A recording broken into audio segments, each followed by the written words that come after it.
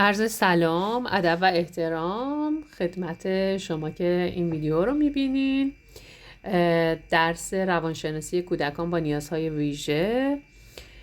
که جلسه اولش رو در خدمتتون هستم. ما یک تعریفی برای تیزهوشی داریم، البته که تعاریف مختلفی در این زمینه ارائه شده. از میان این تعریف‌های مختلف تعریف دولت فدرال از همه به نظر جامع‌تر و کاملتر میاد، با همین 5 موردی که مطرح میکنه: یکی توانایی ذهنی عمومی، یکی استعداد خاص تحصیلی، توانایی تفکر خلاق، توانایی برجسته در هنرهای زیبا و عملکردی و توانایی رهبری، که این 5 مورد رو برای افرادی که در واقع اونها رو تیزهوش میدونیم مهم میدونه. یعنی فقط نمره هوش بهر یا آیکیو نیست که براش مهمه، بلکه همه این توانایی ها رو مد نظر قرار میده: استعداد رو، تفکر خلاق،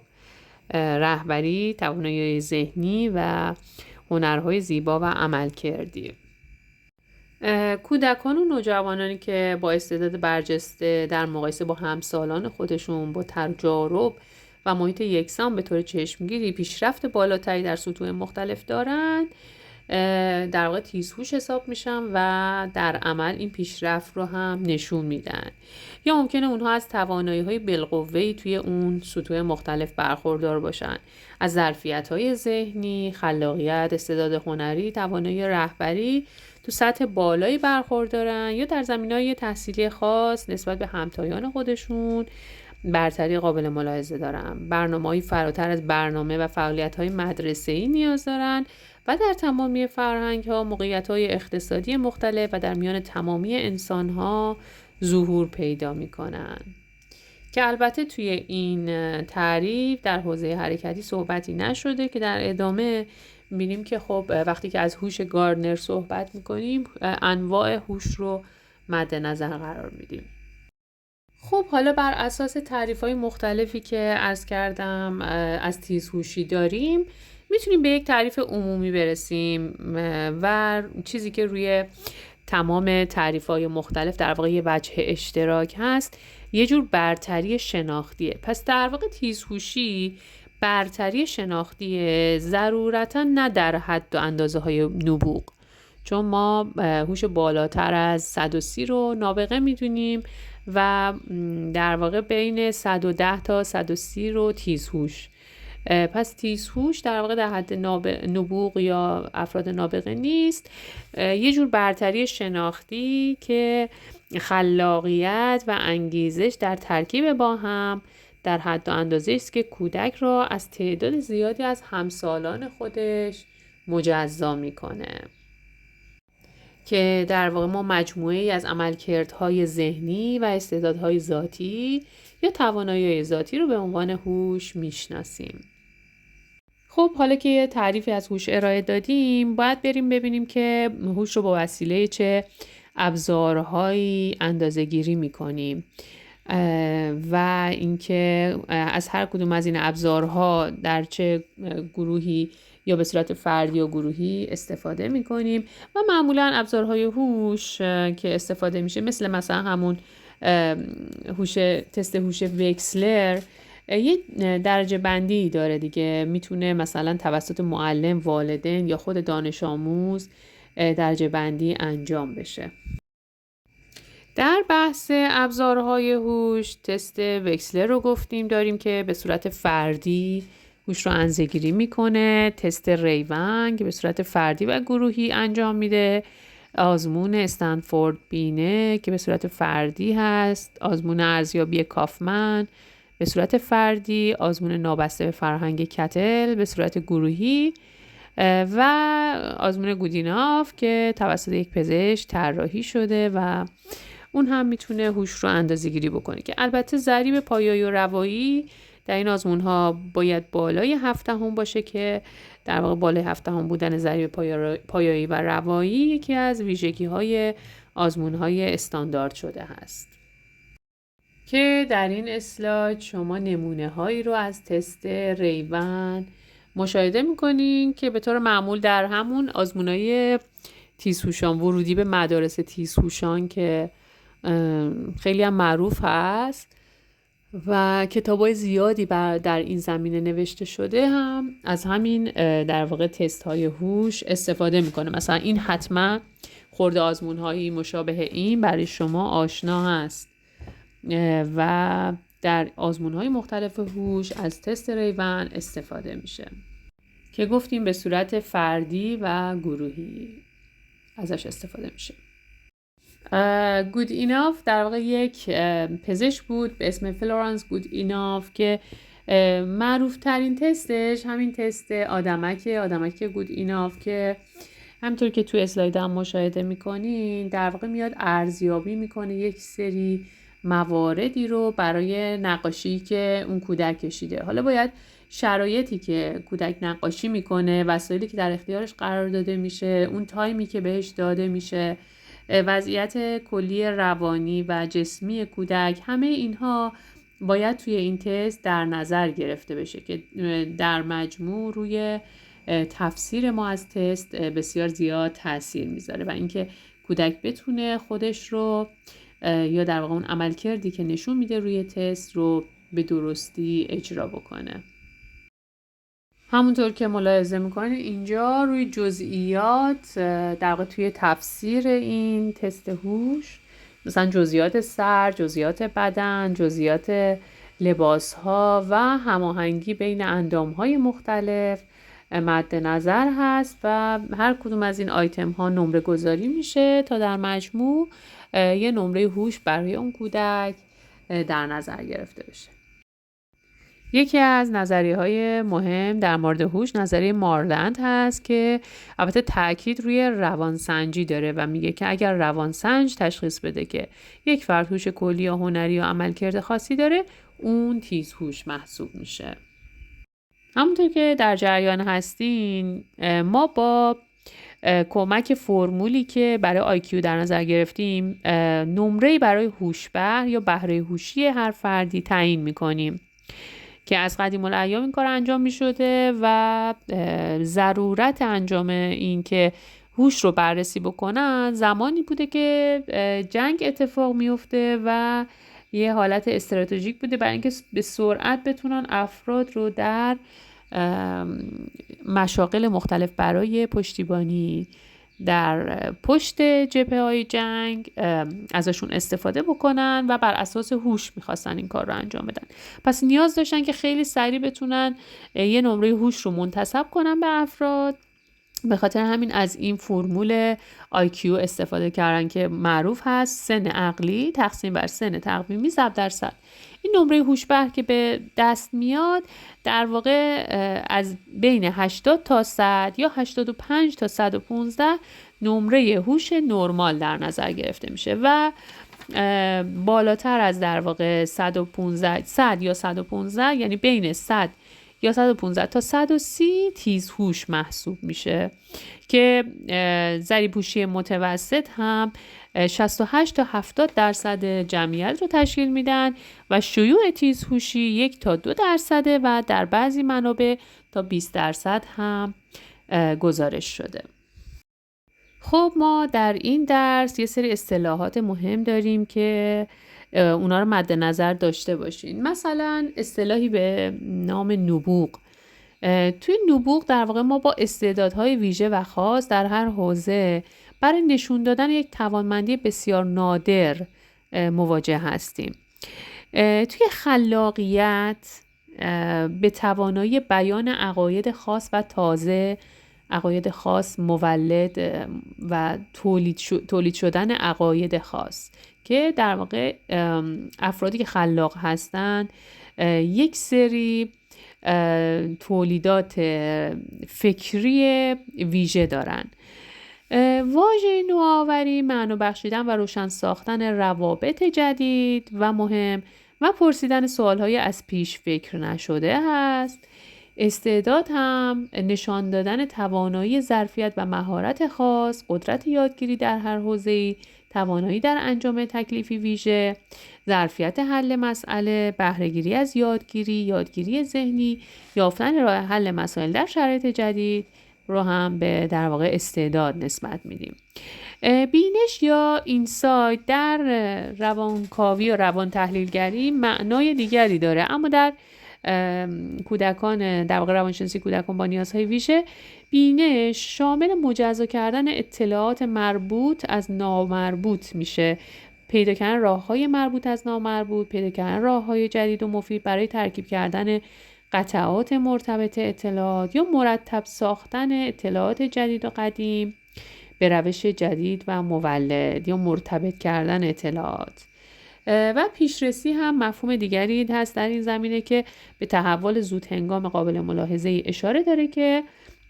کودکان پیشرس در سنین اولیه استعدادهایی رو در برخی زمینه‌ها مانند زبان، موسیقی و ریاضیات رشد میدن. خب از اونجایی که یکی از مباحث مهم در روانشناسی بررسی نظریه‌های مربوط به هر موضوع یا رویکردی هست، در زمینه تیزهوشی نظریه رنزولی بسیار مد نظر قرار داره. البته که رنزولی یک مدل اولیه داره و بعد از اون این مدلش رو اصلاح و تجدید نظر میکنه. در مدل اولیه رنزولی 3 موضوع مد نظر قرار میگیره: خلاقیت بالا، مسئولیت پذیری در تکالیف، هوش بالاتر از سطح متوسط. که در مورد خلاقیت بالا، توانایی فرمول بندی عقاید جدید و به کارگیری اونها برای حل مشکلات مطرح هست. مسئولیت پذیری در تکالیف، سطح بالای انگیزه و توانایی در بررسی یک پروژه از طریق انجام آن، و هوش بالاتر از متوسط که از همون نمره هوش‌بر یا IQ که میتونیم از فرمول به دست بیاریم. خب این مثلث‌های ستایی استرنبرگ که خب خیلی معروف هست، یکیش در مورد هوشه که هوش 3 بعدی رو یا 3 وجهی رو مطرح میکنه، یکی هوش تحلیلی، دوم ترکیبی و سوم هوش عملی. که در هوش تحلیلی و هوش انتزاعی یه سری تکالیف مدرسه‌ای دخیل هست: ارزیابی، مقایسه، درک تضادها و شباهت‌ها و قضاوت. چیزی که در واقع توی مدرسه و بر اساس تکالیفی که در مدرسه داده میشه سنجیده میشه. هوش ترکیبی یا هوش خلاق در واقع به تولید اندیشه‌های تازه، خلاقیت یا سازش در مقابله با موقعیت‌های جدید هستش. و هوش عملی ترکیب این دو هوشه، یعنی هوش انتزاعی و هوش خلاق رو اگر در ترکیب با هم در نظر بگیریم، هوش تحلیلی و ترکیبی در واقع به صورت هوش عملی مطرح میشه. و بهترین مثال در واقع برای هوش عملی افرادی هست که مثلا در مشاورین املاک کار میکنن یا بازاری هایی که یک تحلیل و ضمناً یک ترکیب خوبی از اینکه چجوری بتونن از پس مسائل خودشون بر بیان دارن. خب همینجا از مثلث معروف استرنبرگ در مورد عشق کامل یا خیلی وقتا میگیم در مورد رابطه زناشویی، که البته روی این هم انتقادات زیادی گذاشته شد و خب در بعضی رویکردها اصلا این رد میشه، ولی بسیار زیاد کاربرد داره در زوج درمانی. این مثلث به زبانی تعهد و صمیمیت و اشتیاق و به زبانی در واقع اون عشقی که محبتی که بین دو نفر جاریه، یعنی اون علاقه و عاطفه، از طرفی تعهد و مسئولیت و از طرفی اون میل جنسی یا شهوتی که فرد توی رابطه احساس میکنه، که هر سه اینها باید باشن تا ما بگیم که این رابطه کامل هست. و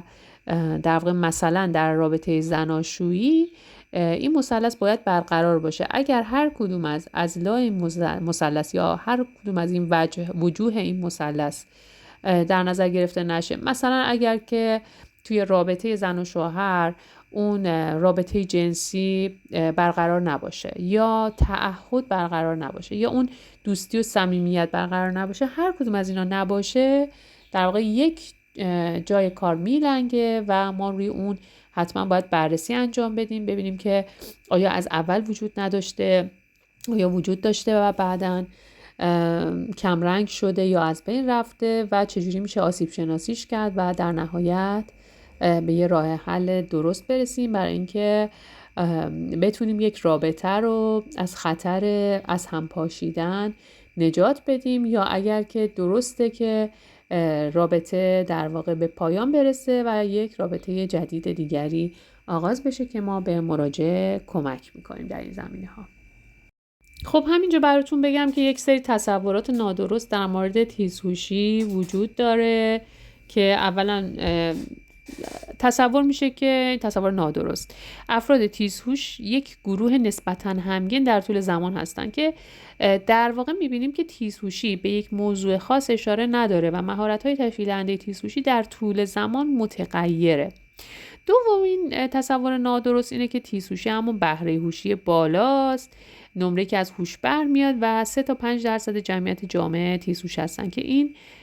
درست نیست و تیزهوشان فقط شامل بهره هوشی نیست. تیزهوشی شامل بهره هوشی نیست و